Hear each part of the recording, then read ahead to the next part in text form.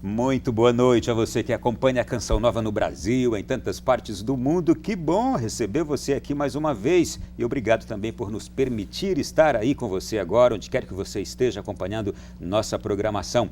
O Além da Notícia, todas as quintas-feiras, sempre aborda questões muito especiais, muito particulares e de importância para a nossa vida. O tema de hoje é relacionado à nossa saúde. Nós vamos falar sobre obesidade, uma doença mortal. Mas não se assuste, calma, a gente vai aqui tratar dela de forma também muito positiva e até para ajudar aquelas pessoas que precisam ser ajudadas quanto a este tema. Eu gostaria de fazer a seguinte introdução.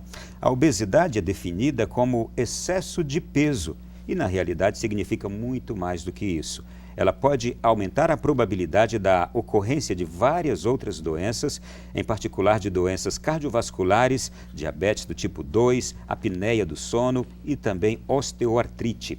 E hoje o nosso programa abordará o tema com profundidade. E é por isso que você não pode perder. Aliás, telefone para alguém que você sabe que gostaria muito de conhecer melhor esse tema ou que precisaria muito conhecer um pouco mais sobre este assunto. Pegue suas redes sociais aí agora ou telefone, avisa alguém. É sempre muito importante cuidar da nossa saúde, estarmos atentos aos hábitos alimentares. Eu quero receber aqui para falar sobre este tema de hoje duas médicas e obrigado. Ambas são membros da diretoria da Sociedade Brasileira de Endocrinologia, seção do Distrito Federal. Seja bem-vinda, doutora Ana Tilma. Boa noite, tudo bem? Boa noite, prazer estar aqui. É titulada pela ISBEN, que é a Sociedade Brasileira de Endocrinologia, não é? Recebo também a doutora Cristiane Mulin, que é médica endocrinologista, doutorada em endocrinologia no grupo de obesidade e síndrome metabólica da USP de São Paulo. Obrigado, bem-vinda. Muito obrigada pelo convite e a oportunidade de estar aqui. Esperamos ajudar. Ai, com certeza. E você de casa também, vai aparecer aí agora abaixo aí do seu televisor o nosso telefone de WhatsApp para você enviar mensagens. Pode fazer a pergunta que você quiser para as nossas doutoras aqui. Elas estão à sua inteira disposição. Bem, eu vou deixar as senhoras que nos façam uma apresentação deste tema. Por que este tema preocupa tanto nos dias de hoje? Parece que mais ainda nos dias de hoje, doutora Ana. A doença da obesidade é uma pandemia. O mundo todo está sofrendo com o aumento do peso, né, e com as complicações devido à obesidade. Então, por isso, no mundo, por exemplo, nós temos em torno de 2 bilhões de pessoas com sobrepeso e obesidade.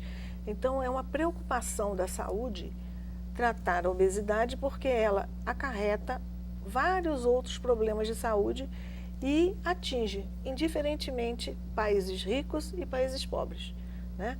Então, devido a esse problema, os tratamentos cada vez estão evoluindo mais para poder ver se a gente consegue barrar essa situação.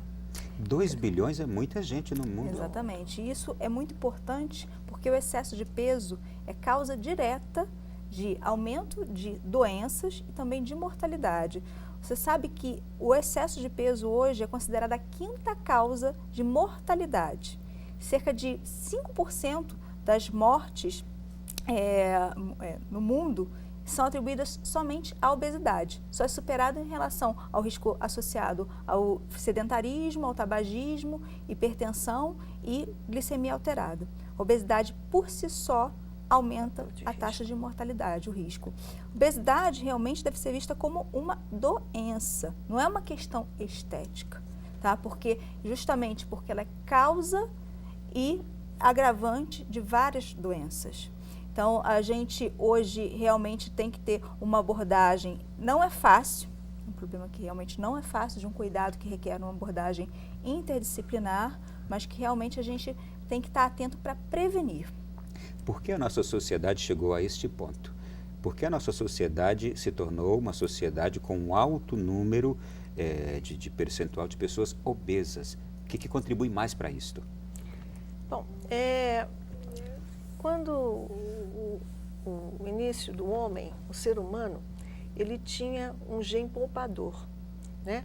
Então, o homem neandertal, ele caminhava, ele caçava, né? E ele não engordava, porque uma alimentação só vegetal, ou carne, e ele andava, ele era nômade. Então, ele tinha um gene poupador, né? Agora, mudou, mas o gene poupador parece que continua, Porque as pessoas cada vez estão mais paradas, as pessoas cada vez estão comendo mais e comendo errado. Então, isso favorece a carga genética apresentar-se e favorecer a apresentação de obesos, cada dia mais. É o controle remoto, é o carro, é o estacionamento, etc. Tal. Então, todo o meio ambiente favorecendo essa situação, né? E os erros todos que isso advindo do meio ambiente. Então, normalmente, se fala que 30% dos casos da obesidade são devidos a problemas genéticos e 70% a influência do meio ambiente sobre essa carga genética. Eu chamo a atenção que realmente assim, a obesidade é uma doença multifatorial, como a doutora Ana falou, né? Que tem influência dos genes, mas a participação ambiental, mas tem as questões comportamentais, né? Também influenciando o estresse que hoje a gente enfrenta, a privação de sono que a gente passa atualmente, isso também impacta no aumento de risco de ganho de peso. A gente tem uma vida estressante, uma sociedade estressante, que é um fator contribuinte. Fatores psicológicos também contribuem, mas tudo isso é imbrincado, né? A gente não tem algumas causas, alguns casos de obesidade que estão explicados por uma síndrome genética ou por causas secundárias, alguma doença endocrinológica ou uso de algumas medicações que podem contribuir para a obesidade. Isso são casos que podem ser tratados retirando o fator precipitante, mas, de modo geral, é uma interação de vários genes que contribui para o ganho de peso. Eu tenho certeza que só com o pouco que até agora nós ouvimos aqui das senhoras, as pessoas em casa já estão se auto-identificando ou identificando alguma coisa que acontece lá. Por exemplo, eu inclusive vou evitar aqui alguns nomes, porque pode não ficar bem, mas tem alguém que diz assim: meu filho tem 18 anos, ele está acima do peso. Muitas vezes me culpo por ter lhe dado muita vitamina na infância. Isso pode ter acontecido por esse meu erro no passado? Alguém que é de Itapipoca, no Ceará. A vitamina por si só não, né? Mas realmente os pais têm realmente uma responsabilidade sobre a questão das crianças, sim, tá? Sobre a questão alimentar, né? Hoje a gente fala uma forma importante da gente prevenir a obesidade infantil é realmente a gente introduzir bons hábitos alimentares, bons hábitos de vida, né? Menos sedentários, né? Tornar as crianças mais ativas, menos em frente à televisão, porque a gente sabe que a obesidade infantil tem uma íntima relação, inclusive, com horas vendo televisão ou em frente ao computador. E recentemente eu vi uma pesquisa que mostra que a obesidade ela tem um alto índice entre adolescentes e jovens. Eu fiquei abismado, eu falei, puxa, uma fase da vida que deveria ser das mais saudáveis, porque corre, joga bola, faz exercício, faz isso, aquilo, outro. Aí eu fui ler a pesquisa e descobri que é porque eles ficam muito tempo sentados, os adolescentes. Sim, e jovens. Exatamente. E além de estarem sentados, ainda estão tomando refrigerantes, né? Que tem muito doce, muito açúcar, né? E comendo muita pipoca e todos esses problemas desse tipo fast food, né? Que favorece porque virou moda, né? Então, todas as famílias levam seus filhos para comer esses alimentos e como a doutora Cris falou, não tem oportunidade da criança brincar na rua, subir na árvore, pular, né? Então, com isso, eles comem errado e queimam um pouco, né? Então, mas a importância disso é porque a obesidade, já na infância e adolescência, isso implica em risco futuro e mais precoce de doenças nos adultos. A gente sabe, tem várias pesquisas que mostram que já em um adolescente obeso, ele tem alta chance de permanecer como um adulto obeso. E aparecimento de doenças associadas à obesidade, mas o fígado gorduroso, né, que pode ser um fator de risco para cirrose. A gente já vê crianças com diabetes tipo 2, crianças hipertensas, justamente por causa do excesso de peso. Mas eu quero só voltar aqui àquela primeira pergunta, que agora me veio algo muito ligado. Mas há também algum tipo de alimentação na infância que pode já gerar obesidade? Uma alimentação errada que pode gerar obesidade a partir da idade da infância mesmo? Então, a gente recomenda que o consumo de alimentos processados, especialmente ultraprocessados, sejam evitados. né? A gente sabe que... Quais seriam esses, doutora? Seriam, exatamente.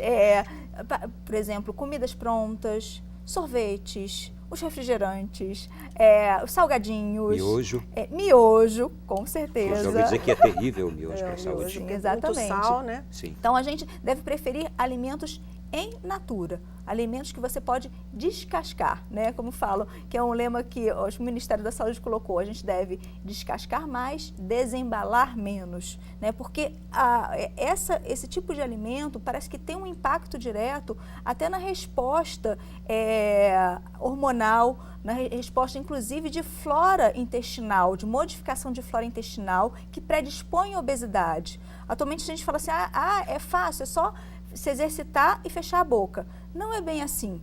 A gente sabe, pesquisas atuais mostram que tem outros fatores que podem estar atrás disso, né? Até uma coisa que está sendo bastante estudada atualmente é a questão da flora intestinal que é modificada nos pacientes obesos que podem predispor ao ganho de peso. Então, é um campo enorme que a gente está, vamos dizer, começando, engatinhando, né? Campo de pesquisa nutricional, campo de pesquisa, inclusive, de desenvolvimento de medicações anti-obesidade. A gente tem muito que evoluir ainda. Tenho aqui uma pergunta do Gabriel, ele é de Mirassol, em São Paulo. Olá, Gabriel, tudo bem? Ele diz, o consumo de leites e derivados somado à crescente ingestão de alimentos ricos em glúten pode contribuir para o desenvolvimento de processos inflamatórios e a consequente obesidade? Isso é extremamente controverso. Tá? Não tem realmente estudos, evidências científicas fortes, robustas. Tá? Às vezes a gente tem alguns estudos que não são estudos perfeitamente controlados, né? Cientificamente controlados, para se afirmar. Né? Então, pode ser até que tem pessoas que têm realmente alguma suscetibilidade genética a certos tipos de alimento.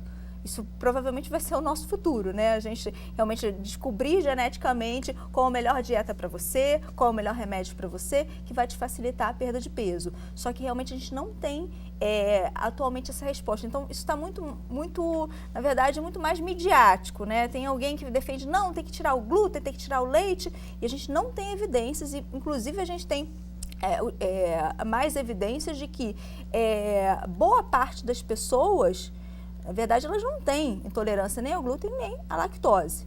Né? Só realmente o paciente, por exemplo, doença celíaca, que realmente tem a deficiência, né, de processar o glúten, ou paciente que tem deficiência de lactose, que deve evitar. Mas essa relação íntima entre o glúten é o vilão, a lactose é o vilão, a gente não tem uma comprovação científica disso. Eu queria só complementar que realmente o fato da leitação materna, o aleitamento materno, ele protege a flora intestinal, como a doutora Cris falou. Então, realmente, com o fato da mulher ter que sair muito cedo para trabalhar e às vezes não ter tempo suficiente para amamentar, ou às vezes até não querer amamentar por outros problemas, e então interfere na flora. E desde pequeno o bebê pode vir a desencadear um processo, alteração da flora intestinal, que lá na frente vai produzir, né, pode vir a trazer até a obesidade. Muito bem, tem mais perguntas aqui. Eu tenho uma engraçada aqui do João, do Rodrigo de João Pinheiro, em Minas Gerais. Ele diz assim, jantar causa obesidade. Não consigo dormir sem jantar, sou meio gordinho. Será que é isso? Olha, os trabalhos mostram realmente que assim, um dos fatores que diminui o peso ou protege contra o ganho de peso é você fazer um café da manhã bem rico. Né, você comer mais no café da manhã. Só que essa questão assim, não pode jantar. Isso é muito individualizado, tá? Não devo falar, realmente eu não recomendo para o paciente assim, tire o seu jantar. Né? Alguns pacientes, eles realmente têm uma perda de peso maior quando diminui o carboidrato no jantar, mas isso não é regra. Mas de uma forma geral, o que é recomendado é que realmente existe um certo ciclo que a gente chama de circadiano, que é dependente do dia em relação à alimentação. Então, a gente força muito a questão de que deve-se tomar um bom café da manhã, que geralmente as pessoas que tomam um bom café da manhã, elas conseguem diminuir a ingestão maior ao longo do dia. Eu posso adicionar uma outra, a senhora pode depois até voltar também. E é prejudicial à saúde de alguém e talvez até provoque a obesidade o fato de uma pessoa não gostar ou não ter o hábito de tomar café da manhã e aí somente almoça e janta, porque eu conheço algumas pessoas assim, aliás, alguns gordinhos que não gostam de tomar café da manhã ou comem pouquíssimo. Isso daí não é um bom hábito, né? O importante é você se alimentar bem de manhã, médio no almoço e menos no jantar. Por quê? Porque de noite você já tem até alguns hormônios que ajudam na glicemia.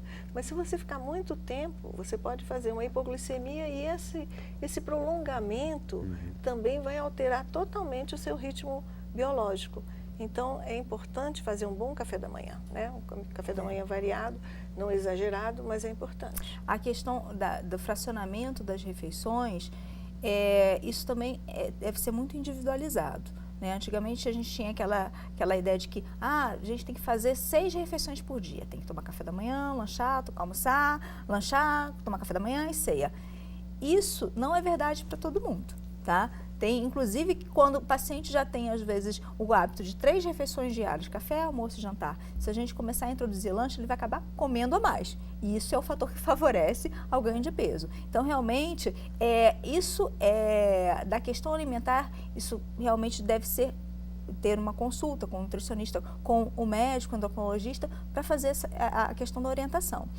Mas, como eu falei, eu já tinha falado, a obesidade é uma doença complexa. Isso é um fator, né? É um fator que ajuda. Eu deixo de tomar café da manhã, eu me torno obeso. Não é uma matemática. A gente tem fatores genéticos, tem outros fatores comportamentais, e isso tem que ser avaliado individualmente. O médico endocrinologista, ele é o especialista que trata obesidade. E a gente, idealmente, a gente deve ter uma equipe também de apoio nutricional, um preparador físico para estímulos de atividade física, o psicólogo abordando questões comportamentais que às vezes dificultam a manutenção de os novos hábitos que possam auxiliar a perda de peso. Então, realmente, um tratamento mais efetivo é você ter uma abordagem interdisciplinar. Muito bem, olha, o nosso primeiro bloco já se esgotou. Eu já quero antecipar aqui uma das questões do próximo bloco, que é esta aqui. A obesidade é 3 vezes mais mortal para os homens do que para as mulheres, segundo um estudo recente. Já vou deixar as senhoras aqui comentarem este assunto. E você que está mandando mensagens para cá, mandando perguntas, daqui a pouco a gente volta abordando também. Um intervalo brevíssimo, já estaremos de volta.